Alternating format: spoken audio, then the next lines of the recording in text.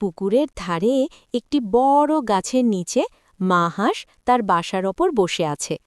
সেদিন ছিল খুব সুন্দর একটা গ্রীষ্মের দুপুর। মা হাঁস ডিম পাড়ার জন্য পুকুরের ধারে গাছের নিচে খুব সুন্দর একটা জায়গা খুঁজে পেল। সে 5টি ডিম পাড়ল। হঠাৎ সে লক্ষ্য করল যে একটি ডিম বাকি ডিমগুলোর চেয়ে একটু আলাদা এবং বড়। মা হাঁস কিছুটা চিন্তিত হল, তবে সে ডিমগুলো ফোটার অপেক্ষায় বসে রইল। মচমচ শব্দেই ডিমগুলো ভাঙতে শুরু করে।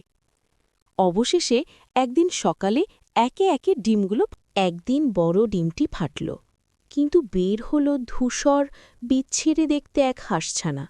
সবাই তাকে দেখে হাসল, তাড়িয়ে দিল। ভাই বোনেরা বলল, তুই আমাদের মতো না, চলে যা।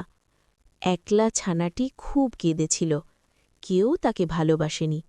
অভিমানে সে বাড়ি ছেড়ে চলে গেল গভীর জঙ্গলে। শীত এলো, চারদিকে বরফ, খাবার নেই, আশ্রয় নেই, সবাই তাকে তাড়িয়ে দিল।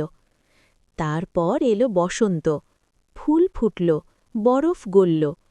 একদিন নদীর জলে তাকিয়ে সে চমকে উঠল। সে আর কুৎসিত নয়, সে তো এক অপূর্ব সুন্দর রাজহাঁস। শিক্ষা: সময় এলেই প্রত্যেকের সত্যিকারের রূপ প্রকাশ পায়। বাইরের রূপ দেখে কাউকে ছোট করো না।